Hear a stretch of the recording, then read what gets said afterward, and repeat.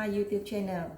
Untuk video kali ini khususnya kepada mereka yang ingin memasuki negara Malaysia, sama ada warga negara Malaysia itu sendiri ataupun warga negara asing dan ingin menjalani kuarantin di rumah.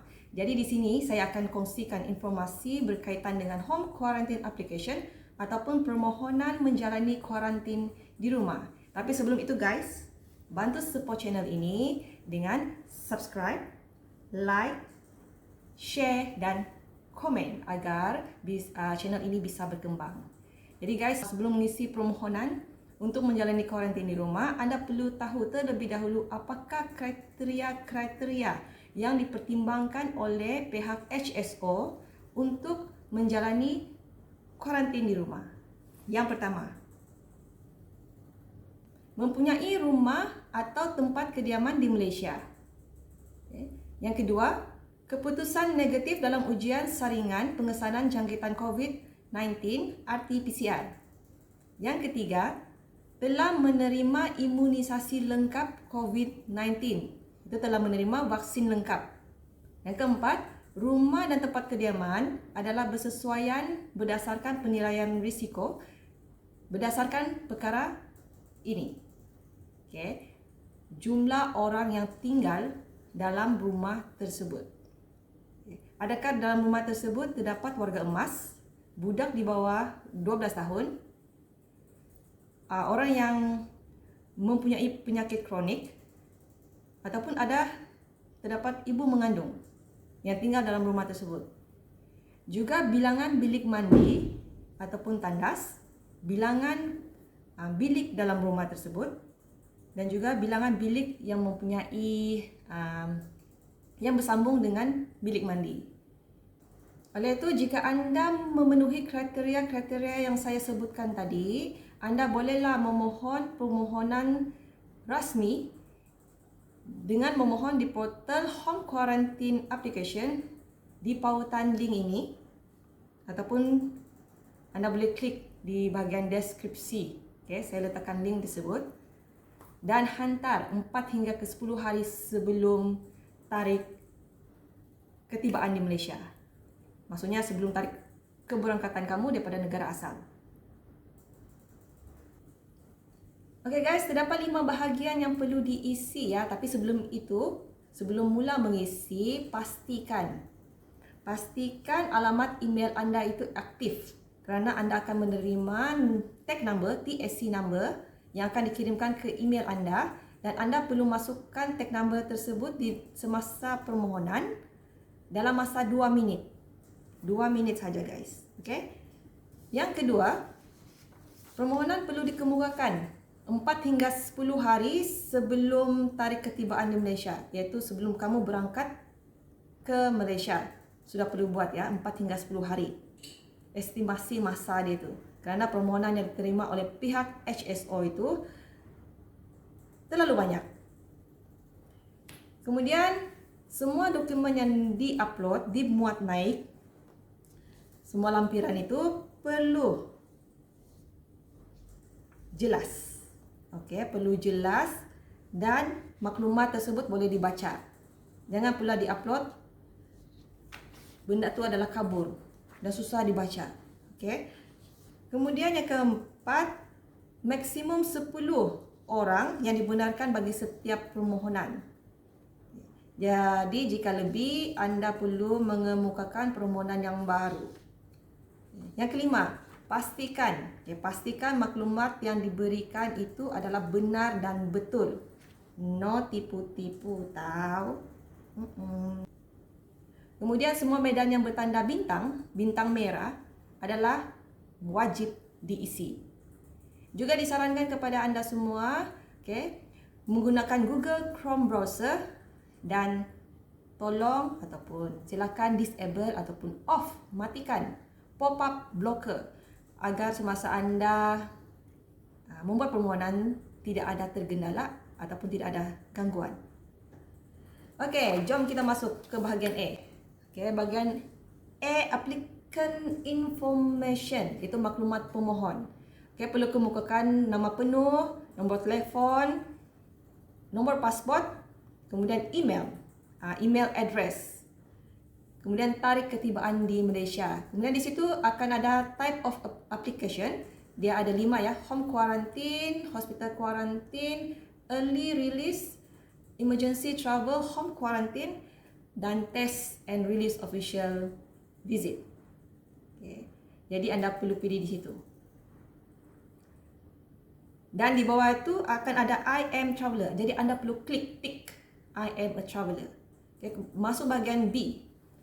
Individual entering Malaysia information, iaitu maklumat individu yang masuk ke Malaysia. Okay. Kalau kamu hanya seorang, just isi di bahagian traveler 1. Kalau berdua, isilah traveler 2. Kalau bertiga, traveler 3, 4, 5, 6 sehinggalah 10. Okay. Masukkan nama penuh, nombor pasport, nationality, kewarganegaraan, kemudian tarikh lahir, jantina, gender. Juga masukkan tarikh menerima vaksin, dos pertama dan dos kedua. Okay. Dan di dalam part B ini juga, di dalam bahagian B ini juga, anda perlu mengupload, perlu muat naik dokumen-dokumen yang diperlukan. Seperti identification document, maklumat diri kamu, pasport muka hadapan pasport kamu, upload naik. Okay. Mandatory vaccination document. Okay, mandatory untuk upload, untuk muat naik sijil vaksin yang kamu terima. Okay, vaksin pertama dan vaksin kedua. Sangat wajib ya. Okay, kemudian ada additional documents tu supporting dokumen yang lain. Bukti-bukti yang lain. Kemudian kepada mereka yang perlu masuk ke Malaysia dengan My Travel Pass. Okay, anda telah dapat My Travel Pass tu, kelulusan tu, surat kelulusan tu. Okay, kemudian upload. Seperti dalam video saya sebelum ini, anda boleh lihat terdapat 4 kategori yang wajib. Wajib untuk memohon My Travel Pass ataupun My Entry untuk masuk ke Malaysia. Okay, 4 kategori itu. Kemudian travel document tu itinerary flight. Flight tiket kamu, ferry. Okay. Dan kita beralih kepada bahagian C, iaitu bahagian travel information, maklumat perjalanan. Jadi dalam maklumat perjalanan ini, kamu perlu isi keberangkatan kamu tu daripada negara mana. Contohnya saya ambil negara Indonesia. Okey, Indonesia ni pintu masuk dan pintu keluar yang diwartakan sekarang ni, okey, daripada Jakarta, daripada Manado. Okey, itu untuk perjalanan udara. Dan untuk perjalanan di laut, bagian laut, melalui Kepulauan Riau, iaitu Batam, Tulang Laut, Johor, ataupun Batam, Pasir Gudang, Johor. Okay. Kemudian masukkan juga tarikh keberangkatan, date of departure, tarikh keberangkatan, kemudian point of entry, tempat masuk. Kamu masuk melalui KLIA, KLIA 2, ataupun Tulang Laut, ataupun Pasir Gudang. Okay. Kemudian flight details, butiran penerbangan, flight nombor, ataupun ferry, tiket ferry kamu. Kemudian tarikh ketibaan dan masa ketibaan di Malaysia. Itu perlu isi. Okay. And then yang ke D. Yang keempat ni, yang D. Quarantine address. Okay, quarantine address ni pastikan kamu memberikan alamat yang betul, alamat penuh rumah yang kamu bakal menjalani quarantine di situ. Kamu perlu mengisi jumlah penghuni dalam rumah tersebut. Sama ada warga emas, ada budak di bawah umur 12 tahun, ada ibu mengandung, ataupun ada yang mempunyai penyakit kronik. Perlu diisi ya. Juga perlu diisi berapa bilangan bilik, berapa bilangan bilik mandi, berapa bilangan bilik yang bersambung dengan bilik mandi ataupun tandas. Itu perlu diisi. Dan sekiranya rumah itu kosong, lebih mantap guys. Kalau rumah kosong lagi mantap guys. Okay, just isi dalam kolom tersebut 0, kosong.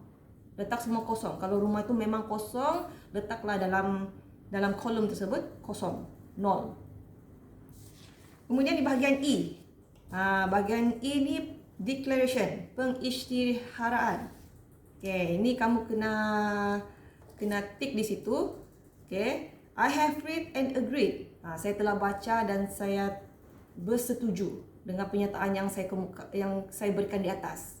Apa yang kamu isi daripada A, B, C, D itu adalah benar. Jadi di situ kamu perlu tick I have read and agreed. Kamu tick kolom tersebut. Dan juga jangan lupa untuk masukkan security code, ya, nombor CAPTCHA. Okay, nombor CAPTCHA tu seperti ini, guys. Seperti ini nombor CAPTCHA. Masukkan. Kemudian anda submit application tersebut. Jadi tunggulah jawapan. Tunggu jawapan sama ada kamu berjaya ataupun tidak untuk menjalani karantina di rumah. Jadi sekiranya anda tidak memenuhi syarat, okay, jangan risau.